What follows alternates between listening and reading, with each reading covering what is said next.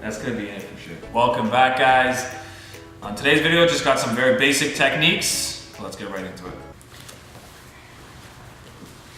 Okay, to start things off, I just want to make one thing really clear. So I need my feet to always be pointing at my partner. So my foot is my longest range. That's the longest weapon I have. I need it to always be facing my partner. Even when we're in a long range kind of position. So again, there's also different ranges. There's long range where I have no contact, and then when there's close range. When she's closer, then my feet can apply and I can start making grips and doing all sorts of things. But when she's far away, one thing I have to understand is I cannot let her run around. If she's able to bypass my feet, get around into side control, my feet now become useless, and now I'm completely vulnerable to chokes, arm locks, you name it. So I cannot let her pass.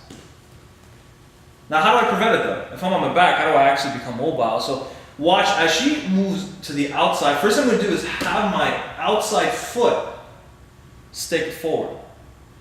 As my foot that's bent in is going to be used, as she starts moving, I'm going to use it to walk. You guys see what I'm doing? Now why do I do that? Because as she starts moving around, if I can make contact, she starts moving. If I make contact, I can use it to square up again. And then vice versa. She starts going this way. Look, I use my foot. And then she starts going around, make contact, use it to square up. Now, if at any moment you actually make contact, toes are going to be pointing to the outside, my feet are going to be sticky. And that's really actually very important. I do not want my feet to be floating. So floating, it looks like this. If it's floating, I have no control over her. She can just grab my ankle and just throw it, and I'm pretty much screwed now. Again, I need my weapons to be pointing at my partner. Once she comes in close, I have to be sticky. So my feet are sticking out.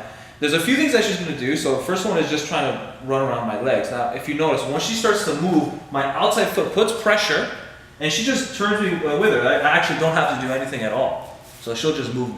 And then vice versa. She goes the other way. You see that pressure? I just put pressure on the outside of my foot. It allows me to track. Maintaining my feet to point at her. Again, I'm supposed to have my feet always pointing at her. That's my longest weapon. Now the next thing is if she's trying to just compress me and try to squish, all I want to do is just keep my legs firm.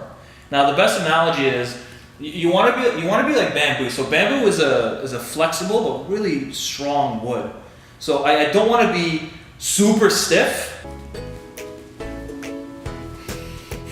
and I also don't want to be limp, like a jello. Eventually, I want to progress, I want to move forward. So I'd like to put her on her back and have me stand and start advancing my control, my position. So we're going to do that through sweeps. Now I'm going to give you guys 2 sweeps today, just very simple ones, easy to grasp. First one is the lumberjack. It's the lumberjack.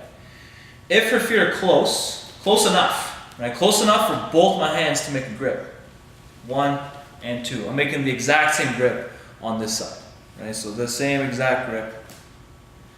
Now, when I have both feet, you'll notice that if I push with my legs, that there's no way she's going to balance. So if I have her ankles, I'm going to push. Once she falls, I have to back my feet out.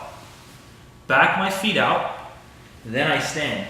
Did you notice that I kept the ankles, both ankles, the entire time? Why do I do that?